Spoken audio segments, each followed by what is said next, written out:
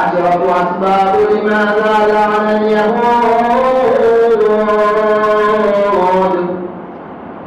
يهودي জাতীয় অভিশপ্ত হওয়ার 10টি কারণ।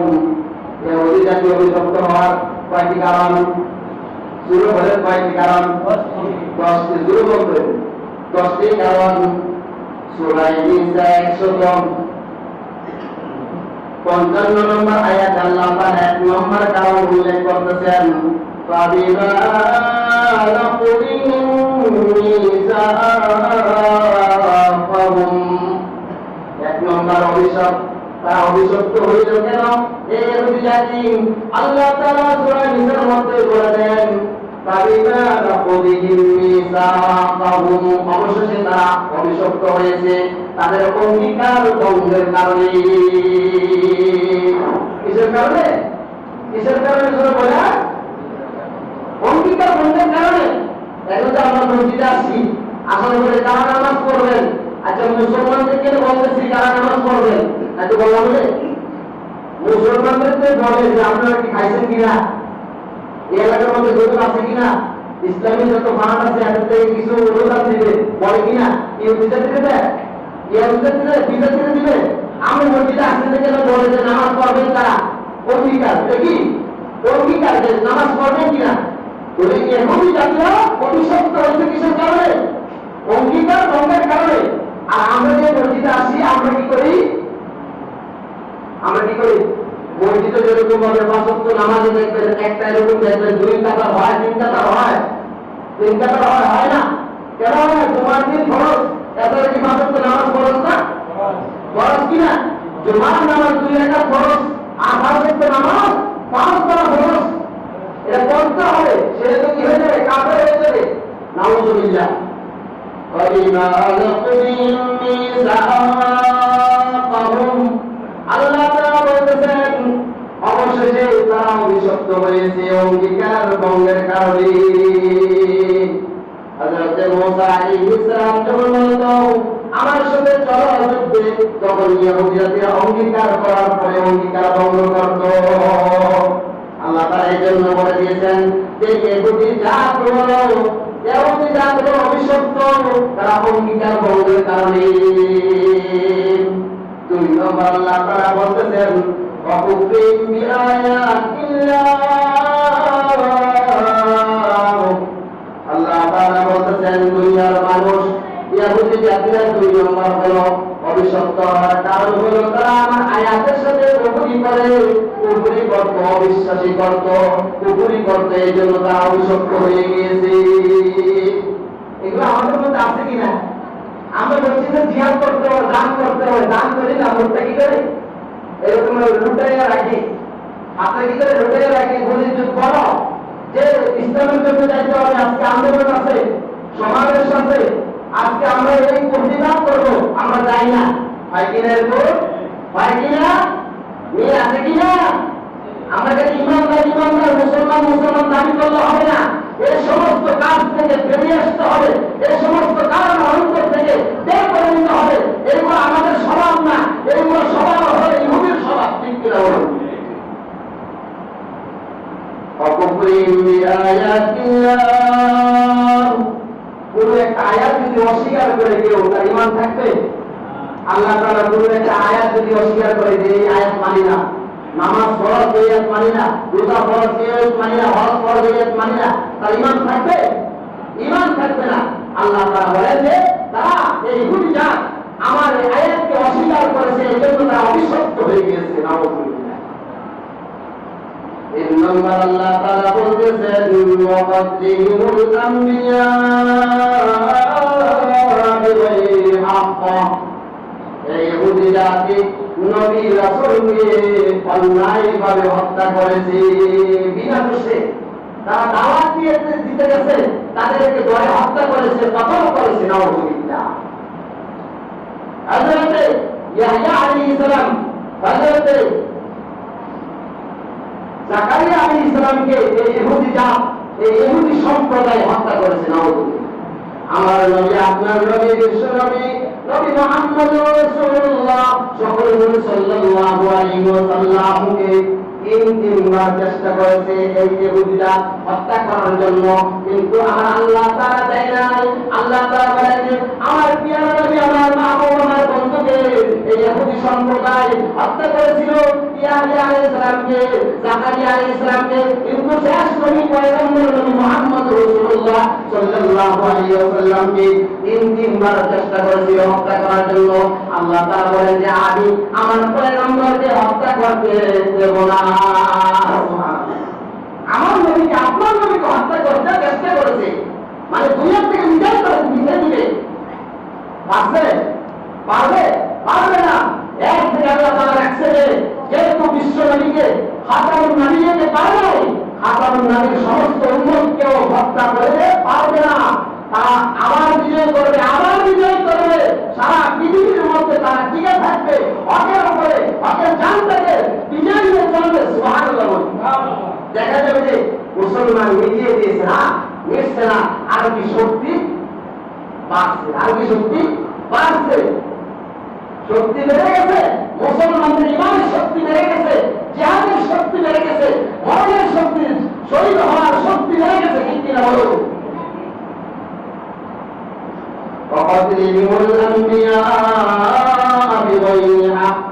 তারা বিনা দোষে বিনা কারণে নবীকে হত্যা করত, কতল করছে। 3 নম্বর 4 নম্বর হলো আল্লাহ তাআলা বলে দিতেছেন পৃথিবীর মানুষ তারা কি বলে জানো তোমরা? তারা কি বলে? তারা বলে যে আমরা দেখি না, আমাদের চোখের মধ্যে পর্দা রয়েছে। নাউযুবিল্লাহ বলে। তারা বলে যে সত্যটা দেখি না, আমার চোখে পর্দা রয়েছে, অন্তরে পর্দা রয়েছে। আল্লাহ তাআলা এই কথাকে খণ্ডন করে বলতে চাই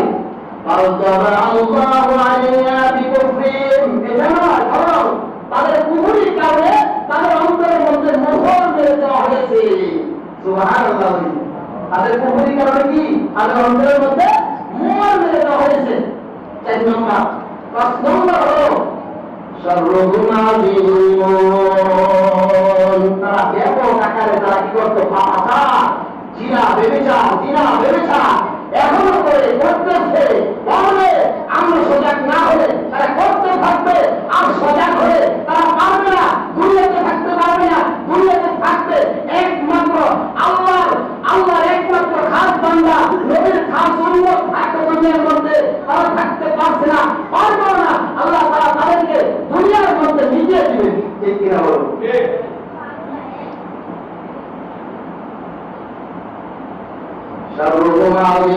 তাদের পাপাচার বেশি। মুসলমানদের ভিতরে আছে কিনা পাপাচারটা? আছে কিনা? মসজিদে একবারে নামাজ পড়তে পারি না, 10 মিনিট 20 মিনিট নামাজ পড়ি, 10 মিনিট 20 মিনিট, আধা ঘন্টা 1 ঘন্টা, এই কাপড়টা সোজা করে দাঁড়ানো অবস্থা কেন? মাথাটা ধরে গেলে, পাশাটা ধরে গেলে, এই যে চাই গেলে না, এই সপ্তাহের দিকে চাই কিনা, এটা হয় কিনা বলেন? এটা হয় কিনা? এই ঘরের থেকে বের হয়ে আসতে হবে। আমরা এখনো জানি নাই, আমরা ঘুমন্ত রয়েছে। ইহুদিরা জানে যে মুসলমান ঘুমাইয়া রয়েছে, আমরাই বিজয় হব। আসলে দেখেন বিজয় হইতেছে কিনা, কিন্তু এটা বিজয় না, এটা কিনা বিজয় না। মুসলমান যদি একটুখানি এরকম ভাবে চায় সেটা ভুলটা শাস্তে, ইহুদিরা কি একবারে শাস্তে মাটির সাথে নিষ্কাশিত হয়ে যায়, তাদের কোনো অস্তিত্ব থাকবে না। মুসলমানের ঈমান সম্পর্কে, আমল সম্পর্কে তারা জানে না। নবীর যুগে পারে নাই, মুসা আলাইহিস সালামের যুগে পারে নাই, এখনো পারে নাই, পারবে না। শাররুহুম আযীমুন। 5 নম্বর। 6 নম্বর হলো আসদু ফি সাবিলিল্লাহ। আল্লাহর রাস্তায় যারা জিহাদ দিত, ইয়াহুদি সম্প্রদায় থেকে অনেকে বিশ্বাস করেন, কাফের মধ্যে আছে, অনেকে বিশ্বাস করেন মুসলমানদের সম্প্রদায় সত্য ধর্ম, এটা সত্য ধর্ম। হ্যাঁ, এরকম ভাবে হিন্দু ধর্মের মধ্যে সাচ্চা ধর্ম, আমরা তো মিথ্যা ধর্ম আছে কিনা, এরকম ভাবে তারা যখন জিহাদের জন্য দেয়, তো আল্লাহ জিহাদের জন্য অনেকে বাধা দিত, কি দিত? বাধা সৃষ্টি করে, যে তোমরা দেয় না, এই কারণে অধিটা অভিশপ্ত হয়েছে। 6 নম্বর। 7 নম্বর হলো মুআমালাতুল ফাইদাতি। 7 নম্বর তারা যে অভিশপ্ত হয়েছে, বলতে সারা ওয়ার্ল্ডের মধ্যে, সারা পৃথিবীর মধ্যে যত লেনদেন করে সমস্ত লেনদেন হলো সুদি লেনদেন। নাউজুবিল্লাহ। কি লেনদেন? সুদি লেনদেন। মুসলমান করে কিনা? করে কিনা? জোরে কোন না মুসলমান করে কিনা? এগুলোর সাথে যদি মুসলমান সম্প্রদায় থাকে, ইসলামে গ্রহণ না করে ইসলামের বিজয় হবে? আমার বাবা দিয়া করে যাক, আমার মুরব্বী বাবা যুবক ভাইরা দেখেন, আমরা তো ভালো থাকতে হবে। আমাদের জন্য জান্নাত প্রস্তুত হয়ে আছে। জান্নাত আমাদের জন্য হারাম। আমরা মসজিদে গেলে হারাম, ঘরে গেলে, বাইরে গেলে, হাটে বাজারে বন্দরে গেলে জান্নাতে যাবো না, জান্নাতে যাবো না, জান্নাত হারাম। আমরা মুসলমান বলি কিনা? কিন্তু আপনাদের কাজকর্ম করতে হবে। কি করতে হবে? কাজকর্ম করতে হবে মিলে মিশে। একবার কর্মে থেকে কাজকর্ম করতে হবে, আর কাজটা করতে হবে। মুআমালাতিল গায়িবাতিন বলতেছে যে 7 নম্বর হলো তারা কি করে? সুদি লেনদেন করে সারা বছরের মধ্যে। 8 নম্বর হলো অবিকুফরি মালা অবিকুফরি মকরুল মকরুল মালা মালা বুহতানান মাযীমা। হযরত মারইয়াম আলাইহিস সালাম, ঈসা আলাইহিস সালামের নাম কি? নাম কি? ঈসা আলাইহিস সালামের নাম কি? হ্যাঁ, মারইয়াম আলাইহিস সালাম। মারইয়াম আলাইহিস সালামকে ইহুদি জাতিরা তারা সত্যি সাধবী নারী মনে করে না, সত্য নারী মনে করে না, বেবিচারের অপবাদ দেয়। নাউজুবিল্লাহ। এই ইহুদি সম্প্রদায় হযরত ঈসা আলাইহিস সালামের মা হলো মারইয়াম আলাইহিস সালাম, পুত্র পবিত্র, সত্য সাধবী নারী, তার কোনো দোষ নাই, তার কোনো ভুল নাই, তার কোনো কিছু অপরাধ নেই। এই ইহুদি জাতি কি বলে? জিনার অপবাদ দেয়। নাউজুবিল্লাহ। এই কারণে 8 নম্বর, এই কারণে তারা অভিশপ্ত হয়ে গেছে। 9 নম্বর আল্লাহ তাআলা বলতেছেন وقولي منا قتلنا المسيح عيسى ابن مريم رسول الله।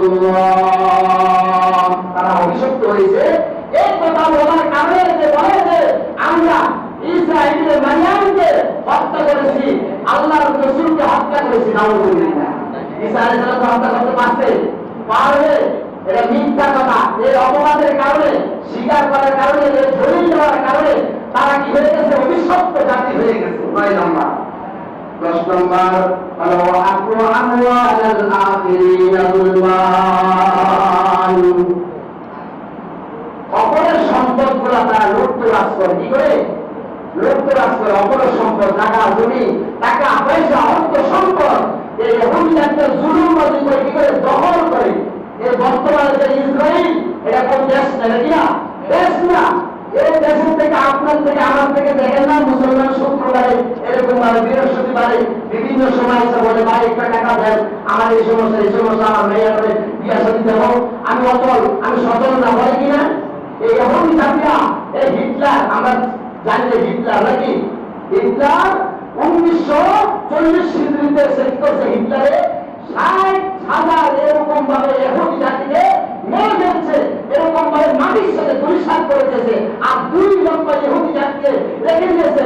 এই দুনিয়ার মানুষ, আমি হিটলার, আমাকে অপবাদ দাও তোমরা, আমি কেন মানলাম? আমি অপরাধী, আমি এর জন্য 60,000 এরকম আমি ইহুদি জাতিকে মাটির সাথে মিশে দিয়ে আমি 2 লক্ষ এরকম ইহুদি জাতিকে রেখে দিয়েছি, যেন দুনিয়ার সমস্ত মানুষ বুঝতে পারে ইহুদি জাতি কেমন খারাপ, কেমন নিকৃষ্ট, তারা মানুষকে কিভাবে মারে, তারা হায়াত জানোয়ার থেকে নিকৃষ্ট। তারা বলছে, আজ আমরা বলতেছি কিনা বলেন? আজ আমরা বলতেছি কিনা?